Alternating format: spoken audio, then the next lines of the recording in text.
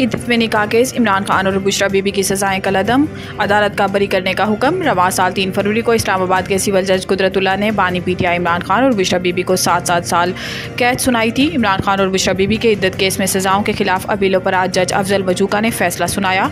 अदालत ने मुख्तसर फैसला सुनाते हुए दोनों की सजाएं कलअदम करार दे दी और बरी करने का हुक्म दिया। अदालत ने कहा कि दूसरे मुकदमे में मतलूब नहीं तो बानी पीटीआई बुशरा बीबी को फौरी रिहा किया जाए।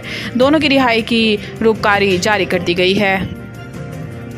मुल्क भर में आटा मिल्स मालकान की हड़ताल तीसरे रोज़ में दाखिल। आटे की किल्लत पैदा हो गई। मिल्स मालकान ने विद होल्डिंग टैक्स के खिलाफ मुतालबा तस्लीम किए जाने तक हड़ताल जारी रखने का ऐलान किया है, जिससे आटे की मिल्स में ताले लग गए और काम बंद हो गया। काम बंद होने की वजह से मकामी मार्केटों को आटे की तरसील बंद होने से किल्लत पैदा होने का खदशा है। इस हवाले से आटा मिल्स एसोसिएशन का कहना है कि अब तक इनसे हुकूमत ने कोई राब्ता नहीं किया।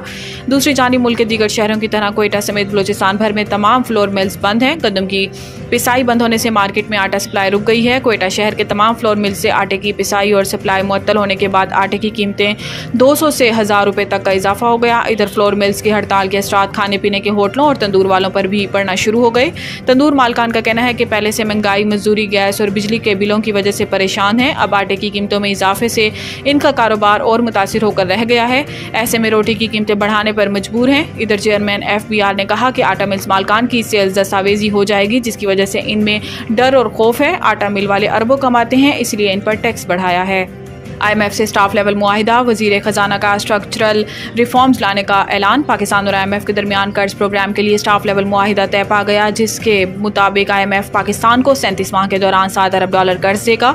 स्टाफ लेवल मुआहिदे की हतमी मंजूरी IMF का एग्जीक्यूटिव बोर्ड देगा। IMF एलामिये के मुताबिक कर्ज प्रोग्राम में मालियाती और मॉनिटरी पॉलिसी को मजबूत बनाने के इक़दाम और टैक्स की बुनियाद को वसी करना शामिल हैं। इस हवाले से वज़ीर ख़जाना मोहम्मद औरंगज़ेब ने अपने एक बयान में कहा कि IMF प्रोग्राम से पाकिस्तान में मैक्रो इकनॉमिक काम लाने में मदद मिलेगी। वज़ीर ख़जाना का कहना है कि IMF के प्रोग्राम के तहत हमें स्ट्रक्चरल रिफॉर्म्स यकीनी बनाने की ज़रूरत है। पब्लिक फाइनेंस, तवानाई और हुकूमती इदारों के एरियाज़ में इस्तेहकाम लाने की ज़रूरत है। आइंदा सालों में स्ट्रक्चरल रिफॉर्म्स लाएंगे। पंजाब में 14 अगस्त से रियायती कीमत पर सोलर पैनल की फराहमी शुरू करने का ऐलान। मरीम नवाज ने अपने एक बयान में कहा कि 200 यूनिट तक बिजली इस्तेमाल करने वाले 14 अगस्त से मुफ्त सोलर पैनल हासिल कर सकेंगे। इन्होंने मजीद कहा कि 200 से ज़ायद और 500 यूनिट तक बिजली इस्तेमाल करने वालों को सोलर पैनल 10% मुआवजे की अदायगी पर मिलेंगे। वज़ीर आला पंजाब ने कहा कि सोलर पैनल की फराहमी बैंकों के जरिए होगी। सोलर पैनल की फराहमी से बिजली बिल में 40% कमी होगी।